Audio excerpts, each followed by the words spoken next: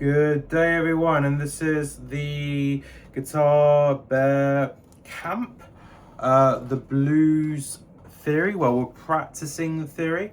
So we mentioned how we've got the chords, dominant 7 chords. So we've got C7, F7 and G7.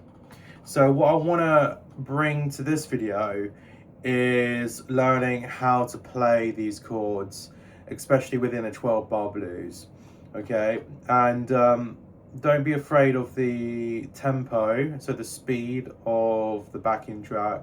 We will learn how to play the chords smoothly before we get to the point of playing with the backing track, okay? But this is the most common chord within blues, you know, the dominant 7. We're going to play what's called the open chords. So when you have an open chord, it means that it's like the easiest way of playing the chord, some of the easiest ways. I mean, you can also play bar chords, which once you get around a hang of it, a hang of it, you know, it can be easier than some open chords. But when it comes to the open chords, you are playing some strings openly without actually playing on them with your fingers. So for example, with the chord C major, you know, you've got the open high E there. So when it comes to C7, let's just get to it, okay? So the way you play it is this. I'll just show you now. Just go a bit closer to the screen. But you got your third finger on the 3rd fret of the A string, which is the 5th string, okay? You got it here. So it would be this note here, okay? That's how it sounds. Okay? Sorry if that's a little bit out of tune, but that should sound like that, okay? So then you've got so that was your 3rd finger on the 3rd fret of the 5th string, okay? And then you've got your 2nd finger, your middle finger, on the 2nd fret of the D string, okay? And you got your 1st finger on the 1st fret of the B string, okay? And then you've got also your pinky on the 3rd fret of the G string. And you play all of them except for, well, you could play the high E, but I personally don't like that. But if you want to just play an open chord, you know, without the it's called an inversion, but you don't need to worry about that. But if you don't play the thickest, so the 6th, the E here, the thickest string, you just play everything else. That's how it sounds, okay? So let's just try to get used to that sound there, okay? So that is your very first dominant 7th chord. So congratulations, that's a very bluesy sound. It's the pretty much the most common chord in blues.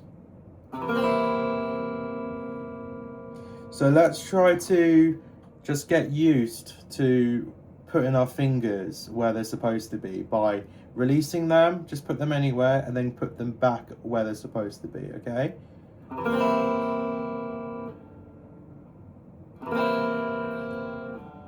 Okay?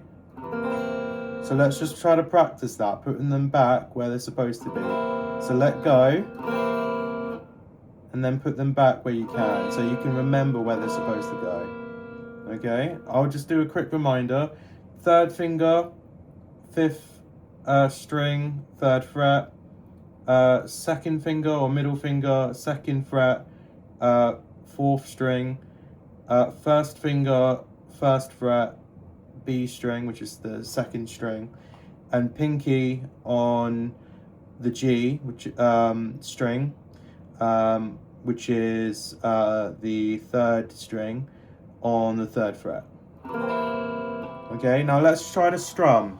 So within this blues camp, you know, we expect you to have some of the basics down already when it comes to holding a pick, but I'll make you know, some videos on how do you hold picks, for example, and how do you comfortably you know, position your guitar, you know, all the basics really, and position your hands. I may make a video on that in the future, but this is just a lesson for our, you know, students who or, you know, viewers who are interested in the blues, so they got some of the basics down already. Okay,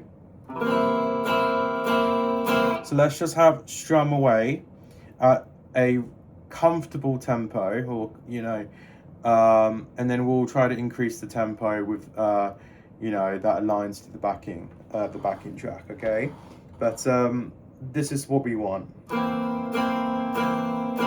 Now you can like strum upwards as well if you like, but for now, like, I would like you to try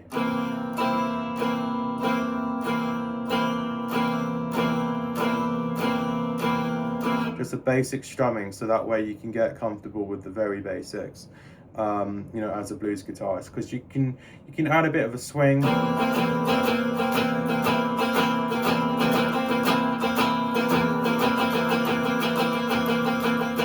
You know, you can get more comfortable with, like, you know, a more bluesy sound, like it's called a swing, you know, later. But we just want to get the chords down, and then I also want to make a video on the scales that you could use as a lead guitarist. Okay, so for example,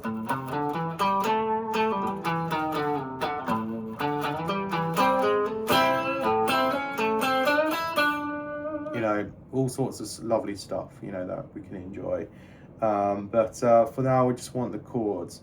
So the next chord we want is F7. Now, what you do is something called barring, where you put your finger and you put it down on the entire fret, so all the strings. Okay, that's how it sounds. But what we also want, you know, so we want it on the first fret, okay, where you bar. That's how it should sound. Now, it's quite a lot of tension as a beginner, so you need to just practice, remember to breathe and practice, and, you know, don't get mad. Well, it's okay if you get mad, to be honest, it's your choice, but, you know, it's completely valid, it's completely reasonable to, you know, given if you are a beginner within blues, for someone who, you know, knows some of the basics when it comes to barring chords. You really want to get a clear sound going on. Okay, so what we want for the F7 is the bar with your first finger on the first fret, and then we want your third finger to be on the fourth fret of the fifth string, right? And then we want your second finger to be on the third string on the third fret. Okay, it sounds like that. Okay, and so all together it should sound like this. Actually, sorry, so I got it wrong. So you move that down by one. Okay, so it's your first finger barring on the first fret, third finger on the third fret on the fifth string, and then second finger, I mean, on the second fret of the third string. Okay, that's how it sounds like all together. So what you want to try to get used to is switching from the C, the C7,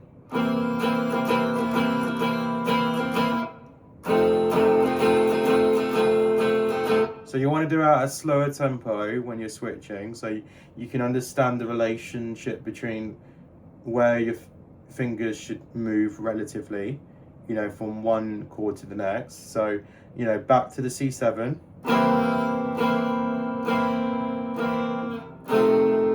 To the F7. Okay? Now, what we also want to learn, because that's all you need to know when it comes to those two chords, to be honest. So just keep on practicing the transition, you know, switching from chord to chord, because you would really, your future self would really appreciate that, especially as a guitarist, like, because you want to, you know, play along with the band or whatever set you're playing with, and you know, play in transition or make changes smoothly. Okay, so the third chord that we want to learn is G7, which first finger is on the first fret of the first string, and then second finger is on the second fret of the fifth string, right? And then the third finger is on the third fret of the sixth string, which is the thickest, right? And it's an open chord again, so you play all the notes. Okay? Right. So this is great, okay? Because we've got everything that we need to know to try to play with the backing track. Now, it's okay to make mistakes, like even as a YouTuber, we're going to make mistakes, but we can try to play with the backing track. The backing track is named Backing Track in C7 Shuffle Blues on YouTube, but I will have a public playlist on my YouTube channel that would include this this exact video. But let's just try to get comfortable with a 12 bar blues.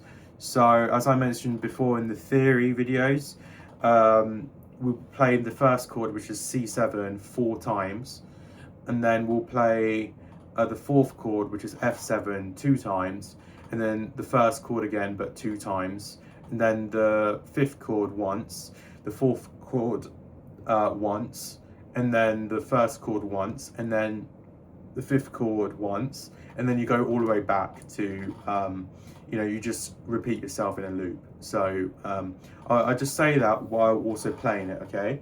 So C7,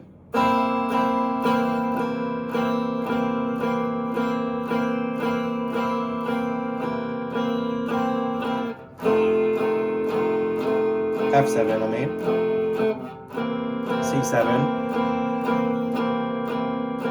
G7,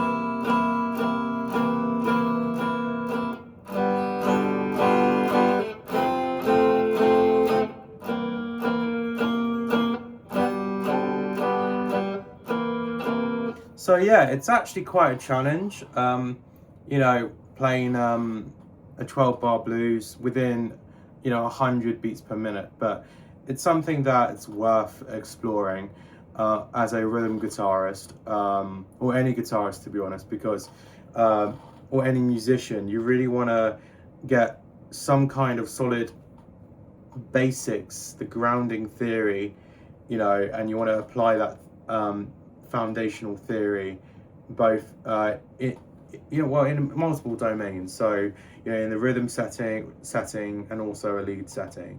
So I think it's worth, like, if it feels like a challenge, that's completely good, because this is like the most common you know, kind of chords within blues, if you're interested in blues music, because once you get this down, you'd be able to apply the same skill within, you know, other chords such as C9, C13, and so on. So yeah, let's try to practice it now with, you know, with a backing track, okay? So this is a long video, but I think this is definitely worth it. We'll do it now, okay?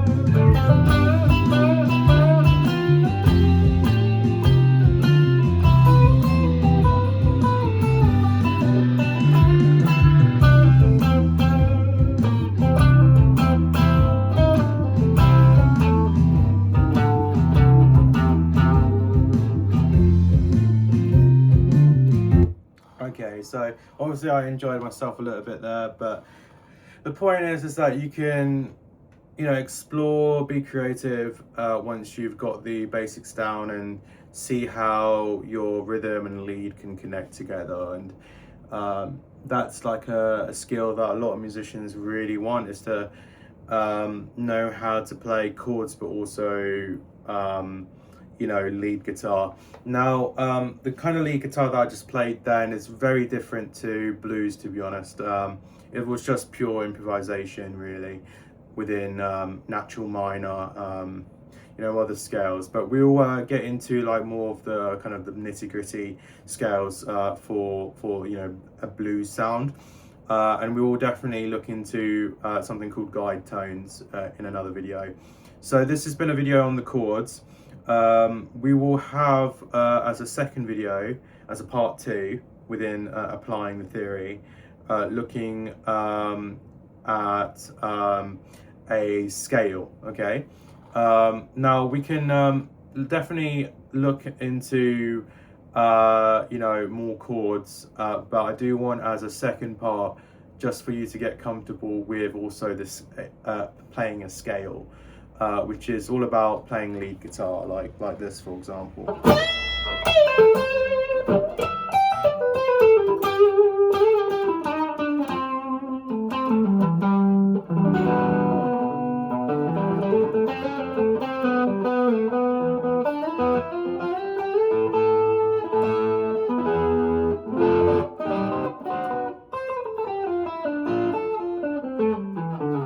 So you get the picture. When it comes to guitar, you've got your chords and you've got your scales, and we want to know how both can actually connect. So we'll make a third video about that, but for the second video we'll learn about the scales. Okay, so you've done really well to to listen to this video or to watch this video, understanding a very common harmonization, which is C7, F7 and G7, as the basic kind of chord progression for the 12 bar blues.